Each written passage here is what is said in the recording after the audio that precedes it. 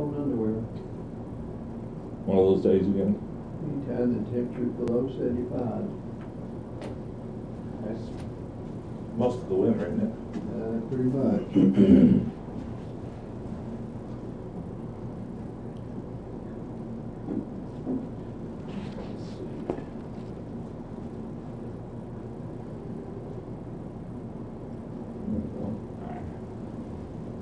Oh, I was going to ask you, get your opinion on something. The battery in the phone handset that I keep in my office is going bad. So I might get a new battery for it. Okay. But I thought about buying batteries, 4 batteries, one for each phone.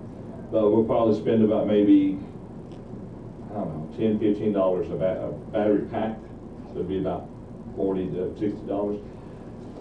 You think we should look into just getting a new 3 handset phone system? Well, Get one of the newer ones? Well, it depends on what you're, I mean, if these phones are good, what I would do is I'd go to Batteries Plus and get the heavy duty batteries. Okay. Because you can get a heavier duty battery in them. As long as it's one that'll fit. Yeah. That's why I was going to get your opinion before I spend the money on it. See if you want to upgrade it or just replace the batteries, and then we'll get another 4 or 5 years off of them. Yeah. Man, I replaced batteries in 2 of mine. I've got, mine's Panasonic. Yeah. And I've had them for 10 years or so. They keep, and I think these we've probably got maybe 2 years removed in here, something like that. So. Okay. Well, what I'll do is I'll get 4 battery sets. And that way we'll all start fresh. Because you may have noticed yours in the office crackling some, or I don't know if you've had trouble with it. Haven't really noticed anything on it. I mean, the big deal is the battery life doesn't last very long in them if they're getting worn down. Yeah, that's right. It's, mine, I'd have charged up and then leave it on my desk for like a day or 2 and without even using it. Next time it rings, well, it would ring and so to go to answer it, it'd go dead. Yeah. Although it showed to be charged, so. Yeah, if you get one of those heavy duty ones, it'll last 4 or 5 days without charging it. Okay. I'll take mine down to Batteries Plus and have them show me what they have available for that size. That'll work.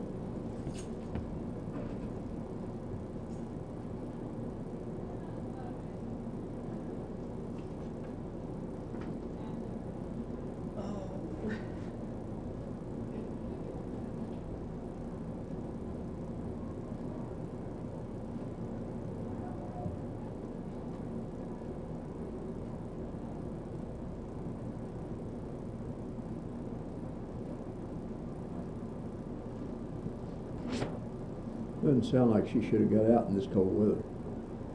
Well, I told her, I said, you shouldn't be out in the night here yet.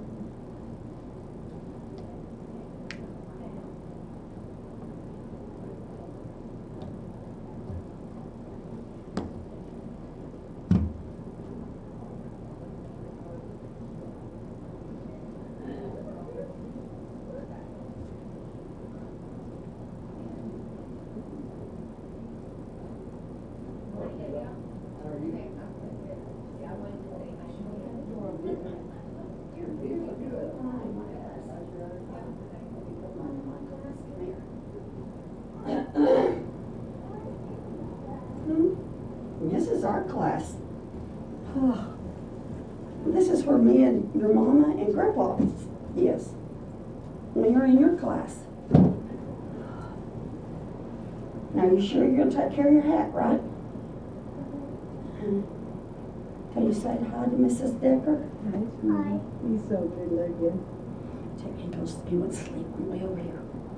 I think that was your teacher that went into the Black office. eyes. So pretty. Yeah, he's got his mama's eyes, don't you? His daddy's got blue and his mama's got dark black. Did it?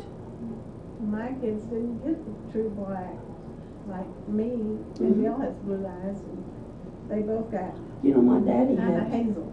like a real pretty gray. And I always wanted those gray eyes, but all the kids had brown, like Mom. Every one of us. We can walk back out there and see if your mom was waiting. Well, Bill has the prettiest pretty blue eyes. Yeah, he does. Well, come on, let's walk back up there and see if she's not Blue good. eyes too, yeah. We'll see if she's not good. Both kids got kind of hazel eyes. Well, welcome back among the living. Thank you. She don't know if she's living or not this week. Guess she's from the cold. I'll be fine in 10 minutes. I made pass on me, that's why I don't call. He's still got the, kind of like me. He didn't have near the cough I did. But I think that's because of the shots they gave him. How's the diabetes?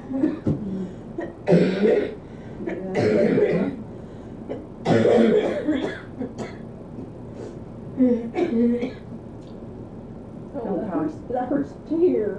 No cough. It just gives me a headache. I've been coughing. He has his test tomorrow to redo his driving thing. Certifies him. Pressing fingers, he's under 200. He doubled up on his insulin today, just to make sure.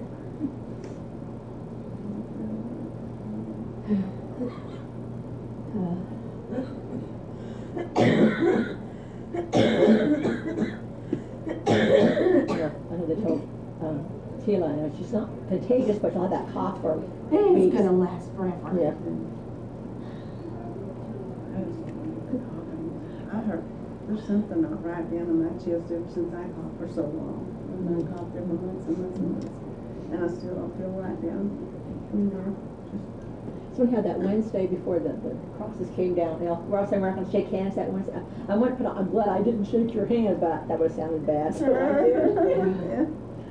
Well, what Dan said to me, he's like, mine started out bronchitis too. You may actually have the flu. I'm like, don't say that. Just don't say that. It's bad enough for this. Okay. You never actually got the flu, just the bronchitis and all the. It's been a long I just time. had a really bad. I've never had that bad bronchitis before. Worse every year is the sad thing. Huh? You're getting worse every year, and your Aunt Mimi was like that. She used to get so bad, and they finally moved to Creed, Colorado, and she got over it. Here's my pretty girl's picture. But she painted. It's so pretty. Yeah. I like even more.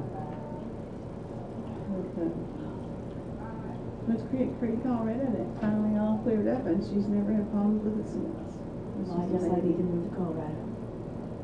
Because I'm really get tired of it. Colorado's so pretty. Montana's pretty. Montana's so pretty. The Glacier National Park. It's so funny. Lily said, well, no, where's the glaciers? We just, I just say something stupid. She said, I wonder where the glaciers were. Well, there's the Glacier National Park, you know. And the glaciers, yeah. That kind of makes sense to me. Goody. I'm gonna have to have my doctor x-ray my hand.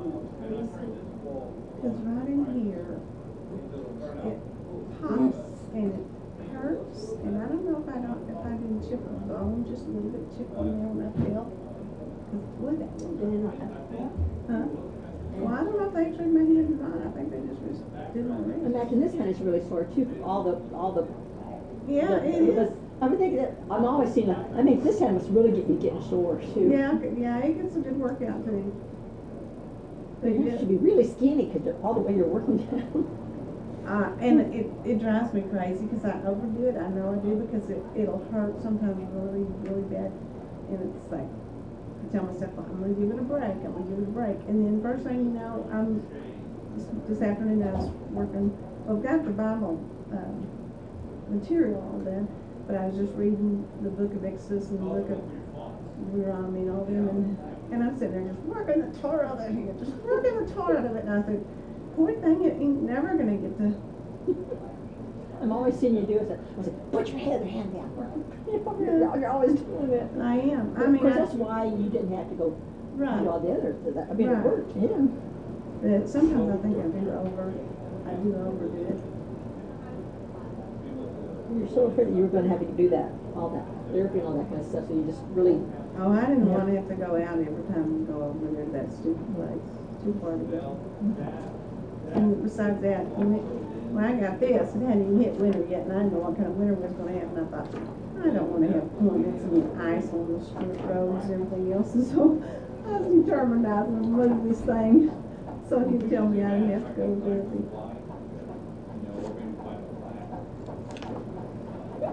But I probably will do that forever. For my hand. Yeah, Just, yeah. it's got to happen. My mom, when she broke her femur in her leg, and they had her do exercises in the bed, and up until she died, she worked that, like she worked that leg and everything just constantly. Before you, yeah. So I'll probably just like her, and just. He didn't put it in the cubby hole? No, he gave it to me. He decided. Look right here, it's all one. Did you get this, Pat? That, Huh? Did you take this one like that? Okay, I tried to call her, but she didn't call me, so I tried to call her, but I didn't get an Yeah, she went to, oh, we had so many things. Shawnee to see her sister. Oh. She's not doing And this. the other one, her sister's not gonna do that. Yeah, she had the engine in one of her, one of her heart valves, that's what It does 260 by now. and it's not, So if we were they won't operate on it, the doctor won't do it. See. You didn't know what he was doing? No, I knew what he was doing, but I thought it used to come up from here. March is I getting 60. think, I thought it did. Changes it for- Today I had stuff to do this. Hello, Isaac. How you doing? This afternoon, and this. I'm just finding the frogs here, split four ways. This one's gonna be hard, so I'm gonna go out. I remember leaving my pen, so it's gonna be, it'll be cold. It's gonna be 60. I'm sorry. What do you mean, I gotta do? Put that in a bucket and mix it. Oh, you got, according to that clock, you got Zip it back in. 4 minutes, according to this clock, you got 3 minutes, according to this, you got 2 minutes. Take your choice, four. And this one's accurate. Okay. I'm gonna get that from him, I can't, And who's because it he did it with? with his hand, but I. It's with a satellite. There you Which go. company's satellite? Huh? Which company's Well, satellite? that's AT&T. Oh, that ain't accurate. AT&T does what they want to. They think they're the only company in town. Yeah, I agree with you there. Agree with you on that one. Don't believe me, just look at your bill next time you get it. Oh, I do all the time.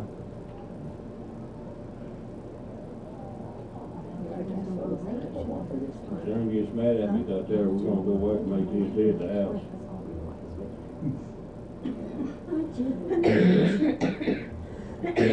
Go back to Cox Cable. You wanna discuss all that? Well, I do have Cox internet, not AT&T internet. We had AT&T. We had We had AT&T. AT&T, and I'd rather have Cox. I've had Cox and now I've got AT&T. Well, I started out with Cox Television when we built that house. And then when they went to the digital Yeah. televisions, it kept pixelating and they couldn't fix it. So I went to AT&T and that worked for a while, and then theirs started pixelating and they couldn't fix it. So now I'm with DirecTV, and that was fantastic until AT&T bought them, and now I have them. I'll let them know what I think about it. Well, see, I had AT&T and it would pixelate, and if it looked like it was gonna rain, I'd lose it. And I might lose it for all night. I like those. And so, and they said, well, we can't, they come out to work on it, and work on it, and it worked all right for a week or two. So I went away from them and went to Dish. And Dish was fine. Well, now Dish is pixelating, but I don't lose it for maybe, I've lost it for 3 minutes one time during a heavy rainstorm. Yeah, I lose DirecTV DirecTV. during a heavy rainstorm. But I have a TV with an indoor antenna, so if there's a storm coming up, I just turn it on. Well, DirecTV called me up and said, well, I said, why'd you do DirecTV? I told him, I said, well, we can fix that, we have a new dish. I said, you should have put the new dish up while I was still with you. Yeah. Well, mine's pixelating, so I don't know. But when I had Cox cable, I never had a problem with it, but they all pixelate apparently, because Dish is doing it too. If you don't have cable, I don't worry about it, my TV just works. I've had years. And I've changed the boxes, they've changed the amount of work on the dish.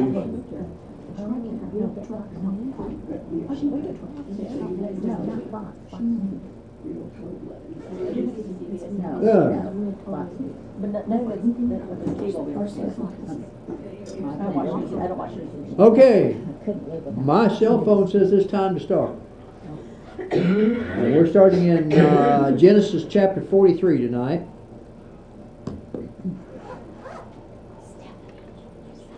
I'm glad my daughter's here, but I think she probably should have stayed home.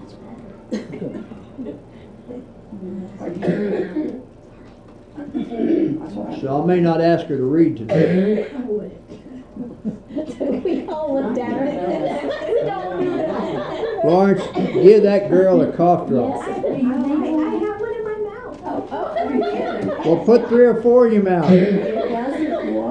Don't make It her laugh. ain't working, dude, get a couple more. Don't make her laugh. All right. I know Dan and Judy's here tonight, so they're feeling better. That's a good thing. I don't know of anybody else that's sick. Is your mama here tonight? Yeah. All right. So things are improving, even though the flu season is still rampant in the state. But hopefully that too will pass soon. Let's go to our Heavenly Father in prayer. Our most loving Heavenly Father, we thank Thee so much for this day and for the many blessings You've given us. And we thank Thee, Father, for Your love and Your patience with each one of us, for Your willingness to send Your Son to die upon the cross, that we might have everlasting life and will be faithful to Thee. We're thankful, Father, that we can gather together to encourage one another and to be able to study Thy Word without fear of persecution. We ask that You would be with us as we continue to study in the book of Genesis, that we might have a full understanding of those things You want us to know. And we ask, Father, that You would be with us, that we might always give You the praise and the glory. These things we ask in Jesus Christ's holy name. Amen. Come in, Karen. Pat. Come in, Debbie. I see you. We're beginning in Genesis chapter 43. We actually started talking about it a little bit last week. Hello, Pat. But tonight, hopefully, we will conclude Genesis 43 and get into Genesis 44. We don't have many more weeks of this study, and then we'll look at Exodus. I've got it all prepared. I actually have a real nice little handout for you this time. I think you'll like it. And actually, I have to give John and Rhonda a little bit of credit because they're the ones that reproduced the copies for me and put it into a nice binder for you. Anyway, and yes, John. Is it your handout this time or somebody else? The handout I'm giving to you is somebody else's. The handout I'm using is somebody else's, plus somebody else's, plus somebody else's, plus mine. Well, this was somebody else's, and you said you don't use all of it, you just use part of it. Right. That's why I asked. And in fact, I even have to give God credit too because I use the Bible. That ain't what I meant, and you know it. All right. Well, surprisingly, with the book of Exodus, just about every lesson book on Exodus is discontinued. What was that? I'm sorry. Why is that? Well, they're aged, and they weren't copied, they weren't reproduced. Now, I was able to find a bunch of commentaries, but no, and I did find an abbreviated outline of Mike Willis. He has Exodus and Leviticus in his book. But other than that, there's no lesson books out there that I've found, unless you want to go to some denomination. I didn't want to do that. So,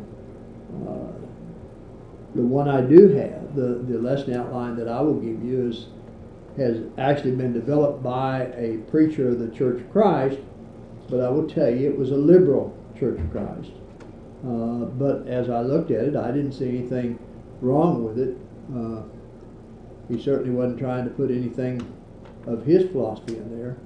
So I thought it would be a pretty good outline. And I've made a few changes to it.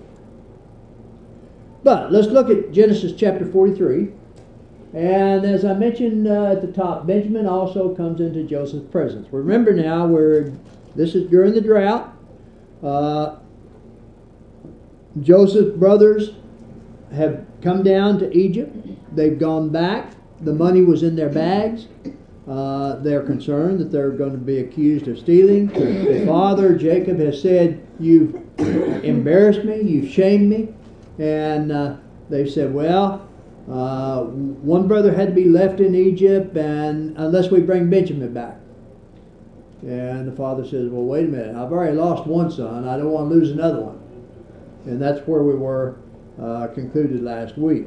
So we're actually going to begin in verses 3 through 5, but let's read verses 1 through 5 so we get the whole picture there. Donna, you want to begin with us tonight? 1 through 5? Now the famine was severe in the land, so it came about when they had finished eating the grain which they had brought from Egypt, that their father said to them, "Go back, buy us a little food." Judah spoke to him, however, saying, "The man solemnly warned us, you shall not see my face unless your brother is with you. If you send a brother with us, we will go down and buy you food. But if you do not send him, we will not go down, for the man said to us, you will not see my face unless your brother is with you." Okay. Cal, we're in chapter 43. Okay. We just read verses 1 through 5. All right, and we're looking primarily at verses 3 through 5, but since we talked about 1 and 2 last week, we read that as well. And your handout is page 110. It is capital letter B. And as I have up there, it is possible to teach others that we mean business. All right, so Judah now takes the role of the spokesperson for the family, since Reuben's leadership had diminished to complaining. We'll not take time to read it, but Genesis 42, verse 22. Well, I'll go back and read it here if you look at it.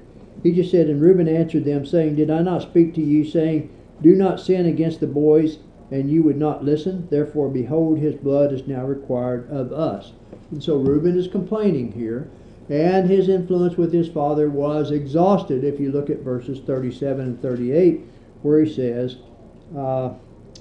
Then Reuben spoke to his father, saying, Kill my 2 sons if I do not bring him back to you. Put him in my hands, and I will bring him back to you. But he said, My son shall not go down with you, for his brother is dead, and he is left alone. If any calamity should befall him along the way in which you go, then you would bring down my gray hair with sorrow to the grave. And so we have Reuben's influence is no longer there as a leader. A telltale sign of lost influence is a failed leader's gasping protestation. That phrase, "I told you so," in essence is what's being said here. Okay, Judah had already become the leader of the brothers. Go back and look at Genesis 37 and verses 26 through 28. Billy, you want to read that? Genesis 37 verses 26 through 28. Yes.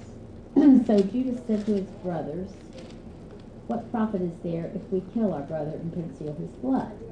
Come and let us sell him to the Ishmaelites, and let not our hand be upon him, for he is our brother and our flesh. And his brothers listened.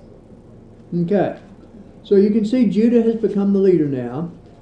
He assumes that role to a larger degree than he had in the past, even though he is not the oldest son. Judah understands that the man with whom they dealt is not someone to be trifled with. He reminds Jacob of Joseph's ultimatum, and not found in the previous chapter. Look again at Genesis chapter 42, and Cal, read verse 15 and verse 20 for me. 15 and 20? Yes, please. By this you will be tested, by the life of Pharaoh.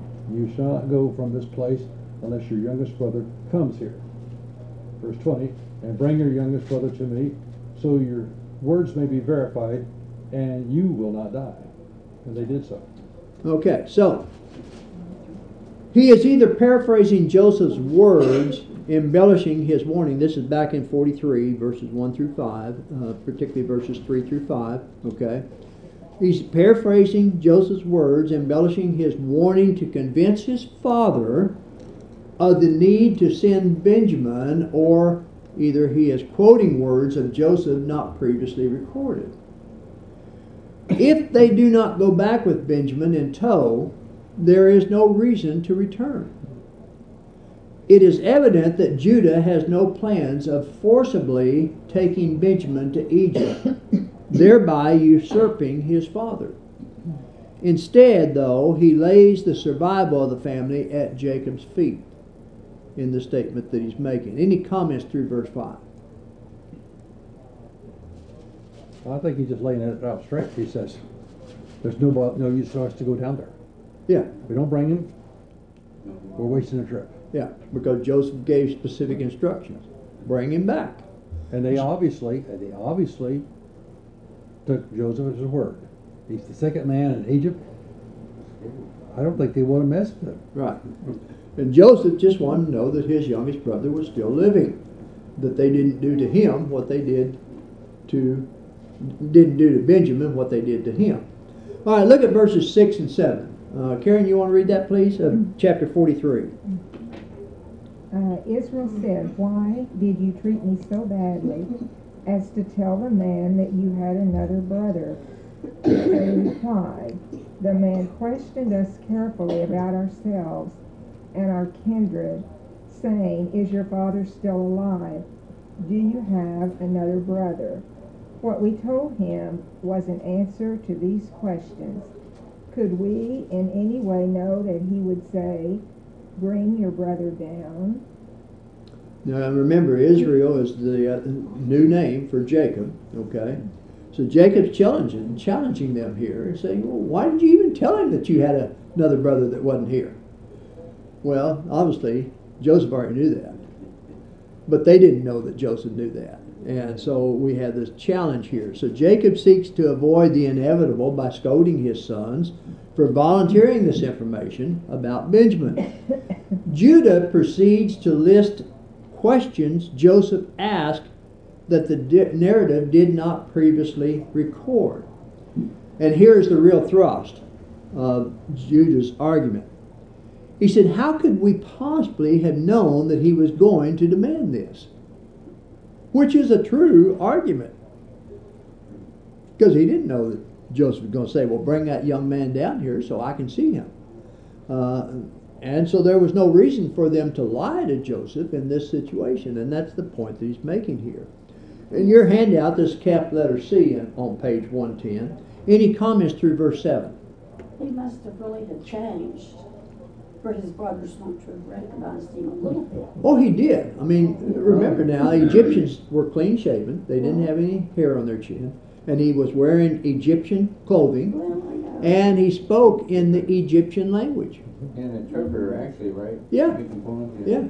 Yeah, he was able And remember, he was 17 when they sold him. Well, that's true too. The man is much older now. Yeah. So his physique has changed tremendously as It was well. called a stripling. Do what? It was called a stripling in the Bible here. Yeah. Just a young he's trying to turn into a man, but at 17, well, at 34, I was a lot different than I was at 17. Yeah. So Yeah. I weighed probably about 30, 40 pounds, maybe 50 pounds more than I did. Oh, yeah? I filled out and everything else. So Yep. I was just as good looking as 40 as I was at 17. well, I was better. Oh, now. Well, I have to say this. Well, I was better looking if you want to know the Let's truth. just finish. Pat, would you like to read verses 8 through 10 of chapter 43, please? Then Judah said to Israel his father, "Send the lad with me, and we will arise and go, that we may live and not die, both we and you, and also our little ones. I myself will be surety for him. From my hand you shall require him. If I do not bring him back to you and set him before you, then let me bear the blame forever. Oh, I can't even speak. Okay. If we had not lingered, did you say 10? Yes, through 10. If we had not lingered, surely by now we would have returned with the second time. Okay. Now, in your handout, this is actually capital letter D on page 110 and capital letter E on page 111. So what we have here is I have up there, Judah takes the lead in offering protection for Benjamin. Reuben's already tried this, but now Judah has taken the lead. And if it was not, yes, I just wondered, you know, Jacob doesn't seem to be worried at all about the son that's back in Egypt. He's only worried about the one that's dead. well, the one that's dead and Benjamin. Yeah, and Benjamin. Yeah. He don't care at all about the guy that's back in Egypt. Well, Sure seems that way. He ain't even mentioned him yet. not yet. Well, he did say he was dead. Yeah. I mean, at one time, he said he was dead. He Yeah. lost him anyway. Yeah. So, if it was not evident already then, it is now clear that Judah is the leader of the family, just based on these comments that we see in verses 8 through 10. Jacob is worried about something happening to Benjamin. But if they do not take Benjamin with them, all of them, including Benjamin, will die. Now, why will they die? No food. No food, exactly right. Drought. Or no bread, you want to say. Yeah. So unlike Reuben's extravagant and foolish guarantee, Judah's is thought out and inspires confidence. Rather than pledging the lives of his sons for the life of Jacob's son, he pledges himself. For a second time, Judah shows himself to be the superior leader over Reuben. Any comments through verse 10? Now look at verse 10 specifically here again, because it says, "For if we had not lingered, surely by now we would have returned this second time." Jacob's refusal to let Benjamin accompany his brethren had already caused them to lose much time, apparently. And Judah thus intimated that the whole family was likely to perish by means of their father's unreasonable care of an individual. Here is the confidence with which a leader then speaks, when you think about it. All right, any comments through verse 10? Wasn't there only, I don't know why I can't speak. Wasn't the only famine was over their grain? Because later on you find out that they sent back food that was fruit and nuts and stuff like that to the Egyptian as a thank you gift or some kind of gift. So wasn't it just their grain that? Well, yeah, the grains that was needed for, I mean, that was their main food source, and it is also the main food source for the livestock. Animals. Yeah, Worse than anything. remember we said earlier that it seemed like some of the grain was left with the straw, and the straw was used to feed the livestock. So, Yeah, but they fed the livestock on the wheat yes, when it was first coming up. right, And then in harvest, when they harvested, they fed them the straw that was left after that. Right. Remember, they cut it off into bundles, and then they had to go through the process. Right. So they had a lot of stuff that they could eat. It would be nourishing for them. But if you don't have enough rain in that area, you're just not going to get very much of a crops. Now, trees will produce for a while, okay, but they probably had reduced crops there. that's true, yeah. All right, look at verses 11 through 15. Debbie, you want to read that, please? 43, 11 through 15. And their father Israel said to them, If it must be so, then do this. Take some of the best fruits of the land in your vessels, and carry down a present for the man, a little balm and a little honey, spices, myrrh, pistachio nuts, and almonds. Take double money in your hand, and take back in your hand the money that was returned in the mouth of your sacks. Perhaps it was an oversight. Take your brother also, and arise, go back to the man, and may God Almighty give you mercy before the man, that he may release your other brother and Benjamin. If I am bereaved, I am bereaved. Did you say 15? Through 15, yes. So the men took the present and Benjamin, and they took double money in their hand, and arose and went to Egypt. And they stood before Joseph. Okay, and your handout, this is going to be capital letter F and H on page 111. All right? So as I have up there, there are times when we must resolve ourselves to difficult decisions. And Jacob had acquiesced now. He seeks to do everything within his power to ensure the safety of Benjamin and the success of the trip. Second, or first, he arranges to send a gift down to Joseph.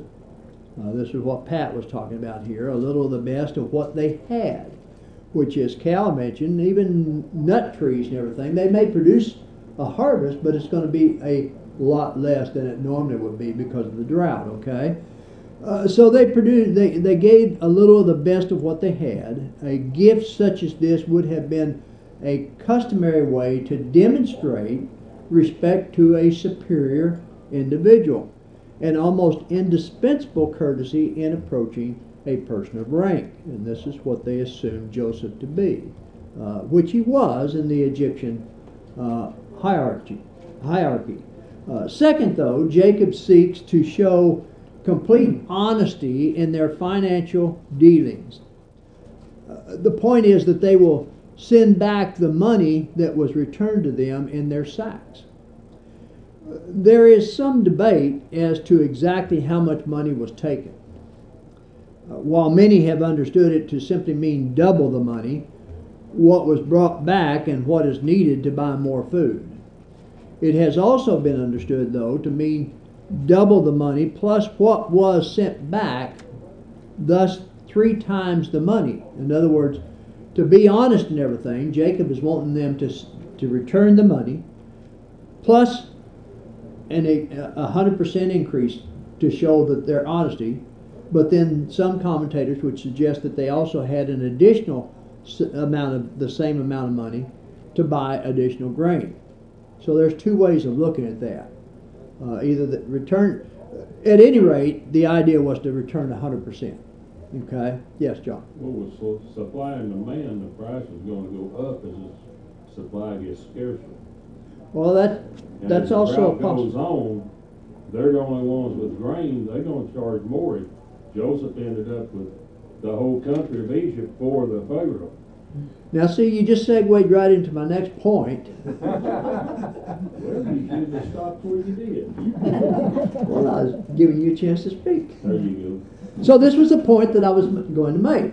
If we take the options that I gave you there as far as double the money and everything, it may have been motivated by fear that the price of the food had risen with the continuance of the famine. That's what I just said. Yes, it was. So thirdly, Jacob agrees to send Benjamin.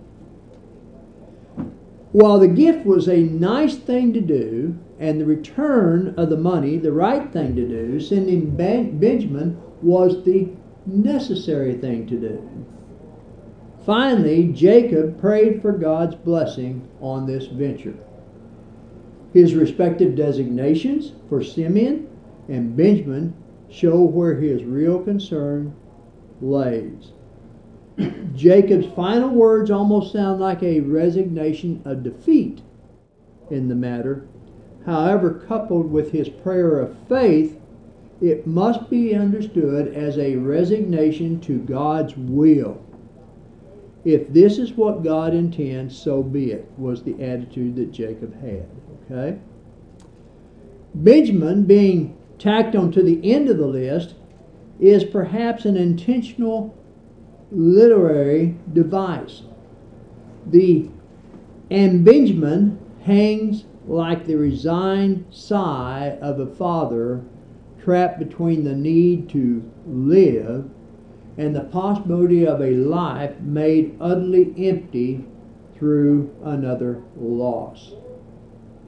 So you can almost see Jacob giving in here, even though he's still concerned about the possibility that he might.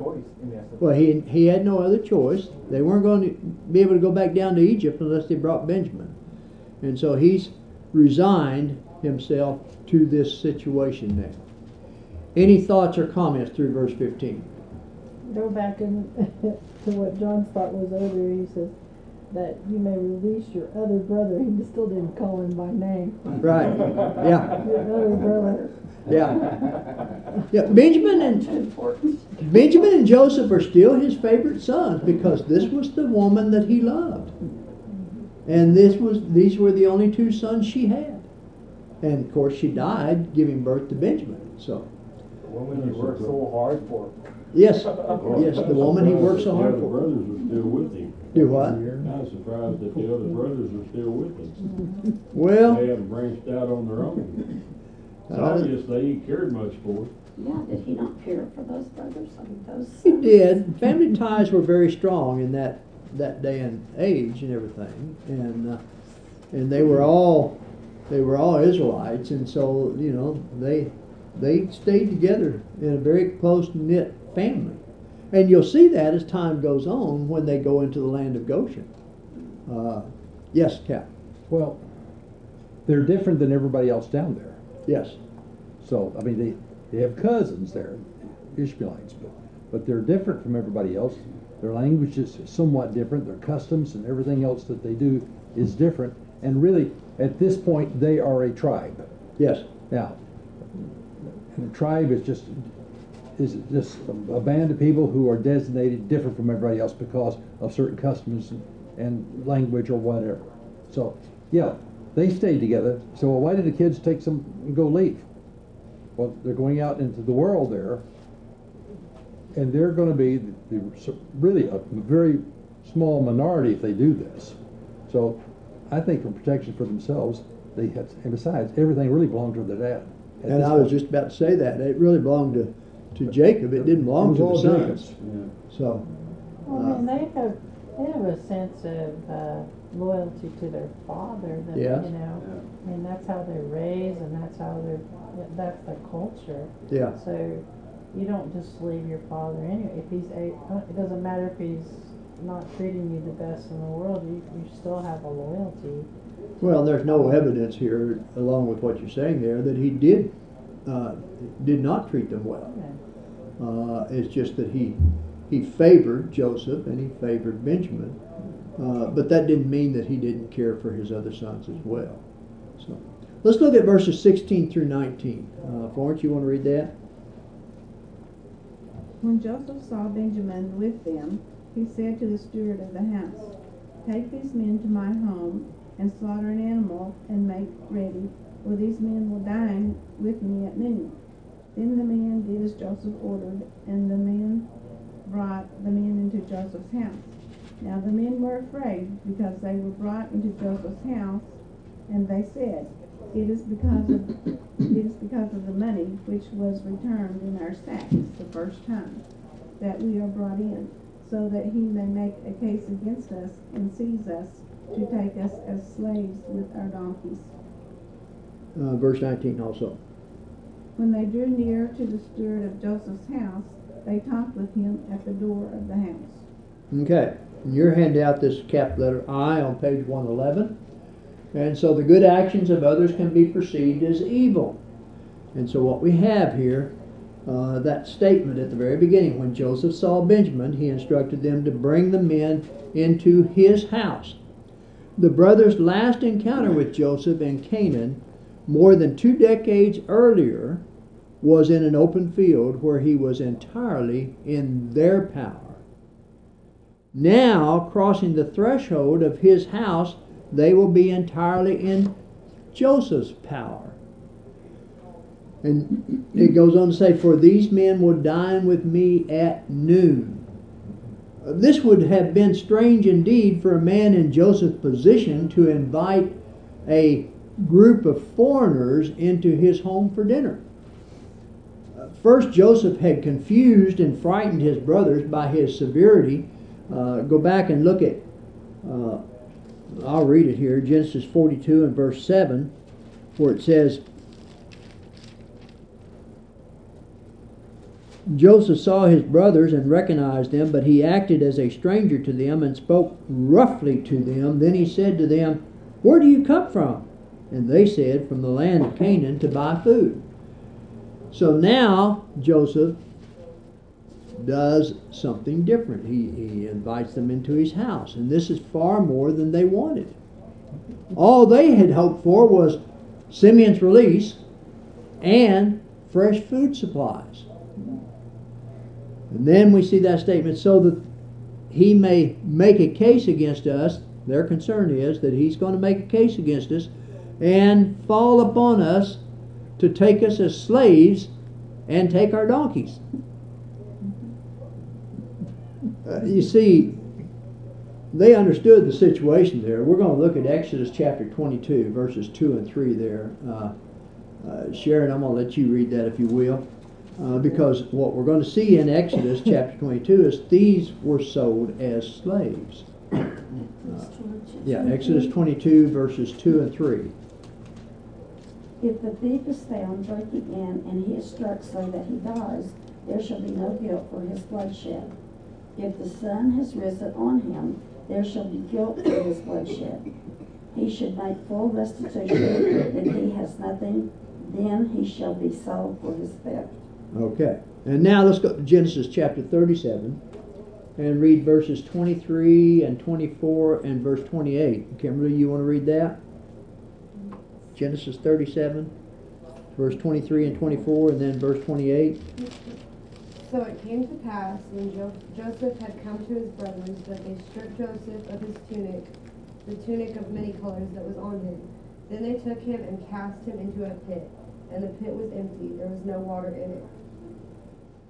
Then Midianite traders passed by, so the brothers pulled Joseph up and lifted him out of the pit, and sold him to the Ishmaelites for 20 shekels of silver, and they took Joseph to Egypt. Okay. And so here they sold Joseph as a slave. Okay? These brothers probably had a great number of donkeys with them. And this was obviously so they could carry the grains back to their father, okay? So if these donkeys were captured, or if the brothers were captured, then they would have had a great loss to the family here, loss of these donkeys as well. As such, cattle must have constituted a principal part of its riches. And we don't know how much livestock Jacob had, but certainly he had a bunch of donkeys here, which was used as work animals. That number, when he came back from Laban, there's a numbering there of what he had, and it was a lot. Yes. At that point. Yes, it was. So I would think it could have expanded. And it's just going to keep expanding, yeah. So afraid for their lives and their freedom, they approached Joseph's steward, and they plead their case, assuring him that they replaced the money, or the replaced money was an accident, that they didn't know it was in their sacks and everything. They had no idea how it was returned to their sacks, and they would gladly repay the money. You go down and you look at verses 20 and 21 of let's see here. Yeah. Oh, sir, we indeed came down the first time to buy food, but it happened when we came to the encampment that we opened our sacks, and there each man's money was in the mouth of his sack, our money in full weight. So we have brought it back in our hands. So the idea is that, hey, we're returning it. We weren't trying to steal it. So they were hesitant to enter into this tarp without at least pleading their case. Or this house, I should say, but it may have been a tarp, it may have been a house. Okay. Any comments through verse 19? Yes. I notice they're talking to the steward now. Okay. Yes, they're talking to the steward. This is the guy that's doing the job that Joseph used to do for Potiphar. And so they're talking to him. Don't want to talk to the big guy up there. I'd rather talk to you. Right. And they're explaining to him what's happened and everything else. His reply is interesting. Because, see, he's probably the guy that made sure the money went back in their sacks. Yeah. So he knows everything that's going on. Oh, yeah. Yeah. Joseph had him put the money in the sack, and he knows exactly what's going on here. So, although the steward may not realize that Joseph is actually a brother to these brothers. Probably not, but But his reply is really interesting. It is. It is. And like you say, he knows what's going on here. So let's look at verses 23 and 24. John, you want to read that for me, please?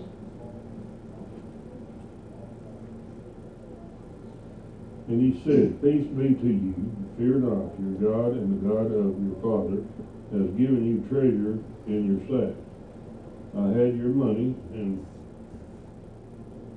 he brought Simeon out unto them. And the man brought the men into Joseph's house, and gave them water, and they washed their feet, and he gave the asses salt. Okay. Now this is capital letter K in your handout, okay? So, what we have here, was there some truth in the steward's words? He assures them that God has returned their money. But this does not sound much like an Egyptian response. Most likely Joseph had prompted him. Look at chapter 44 and verse 4, where it says, when they had gone out of the city and were not yet far off, Joseph said to his steward, get up, follow the men, and when you overtake them, say to them, why have you repaid evil for good? So like Cal says, the steward knows everything that's taking place here, because he's involved in this charade, if you will. Okay, so bringing Simeon out to them should have relieved their fear, but it didn't. The brothers are not being treated like thieves at all. Rather, they are being treated as honored guests. And that's confusing to them altogether. Any comments through verse 24? He's definitely messing with their head. He's messing with their head. It ain't over with yet either. It isn't over with. All right, let's look at verse 26. Isaac? And when Joseph came home, they brought him into the present which he was in their hand in the house, and bowed down before him to the earth. All right, so they bowed down before him to the earth. This is the first dream, remember? Yep. It's now fulfilled. All 10 brothers are bowing to Joseph. There is no place in the narrative where Jacob and Leah bow to Joseph. Fulfilling the second dream, however, the repeated references to Jacob as your servant. Go back and look at verse 28 of Genesis 43, where it says, and they answered, your servant, our father, is in good health, he is still alive, and they bowed their heads down and prostrated themselves. Okay? This may be intended to serve that purpose of that second dream. I say may because I don't know that for sure. Any comments on verse 26? All right, look at verse 27, Jensen. Then he asked them about their well-being and said, is your father well? The old man of whom you spoke, is he still alive? All right. This is actually capital letter L on page 111 of your handout. Joseph's first question then is about his father. Whatever hard feeling he had harbored for Jacob, if any, had melted at the sight of Benjamin, because now he knows Benjamin is alive and well. Okay? So let's look at verses 29 and 30. Ron, you want to read that for me, please? Then he lifted his eyes and saw his brother Benjamin, his younger brother, of whom you spoke to me. And he said, God be gracious to you, my son. Now his heart yearned for his brother. So Joseph made haste and sought somewhere to weep. And he went into his chamber and wept there. All right, so having learned now about Jacob, he turns his focus to Benjamin. His identification as his mother's son is meant to distinguish him from the half-brothers. Remember, all the others are just half-brothers now. So surely Joseph knew the answer to this question that he asked back in verse 16, where he says, when Joseph saw Benjamin with him, he said to the steward of the house, take these men to my home and slaughter an animal and make ready, for these men will dine with me at noon. So this is the answer. But at the same time, it had to be asked, both for formality and because Joseph would have hardly recognized Benjamin. Remember, Benjamin's a lot older now too. He's no longer that, and he was younger than Joseph, so he's no longer that boy. So, Joseph's designation of Benjamin as my son is more to continue the royal facade than to indicate that Benjamin was yet a child. Okay? Though my brother is hiding in the word he uses. Even though he says my son, he's really hiding my brother in those words. Okay? So Joseph made haste and sought somewhere to weep. This is the first of 3 times Joseph had to step out of the room as his emotions overcame him. His ability to come and go enabled him to keep up the charade that he was doing here, or he was demonstrating. Yes, Cap. Well, I think that from what I've read of the culture there, that they would tightly control their emotions, especially those who would be serving in the court. Yes. I mean, showing emotion was just unseemly. And so I probably suspect that he's had to suppress himself for some time now. Whereas apparently when we read before about Israel and they seem to be very emotional people. Yes. When they grieve loud and long. So I think he's probably overcome by this. Definitely overcome by it. Okay. And so I can understand how that would be.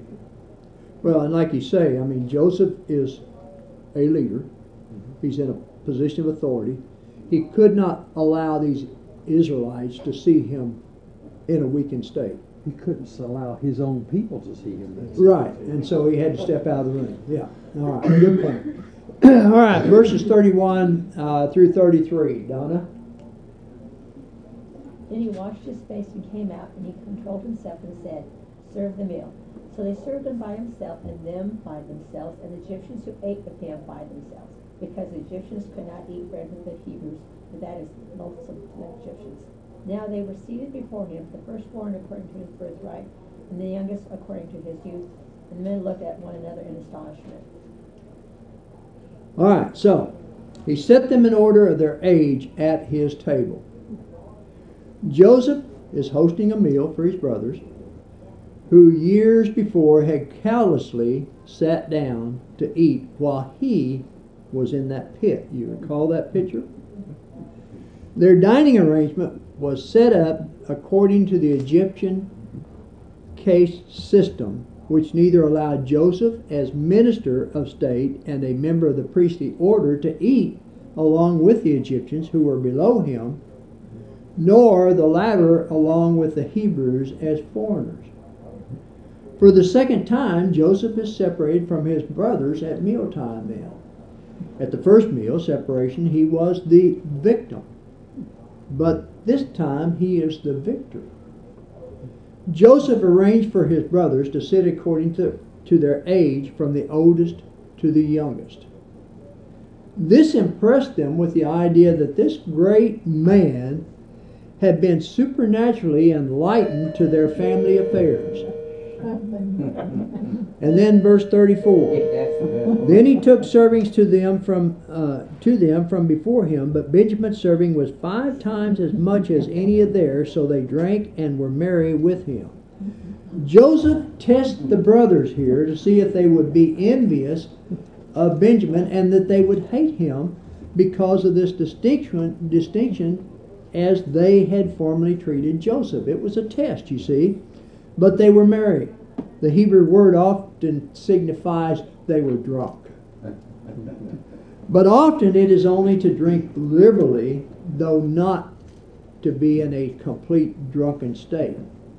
But they were liberated enough that they were kind of happy about what's taking place here because they're not being punished. And they're allowed to sit here and have a nice meal. But they don't want to fall off their stool and make a fool of themselves here. That's exactly right. Any other comments on chapter 43? All right, next week we'll get into chapter 44 then. I appreciate your comments.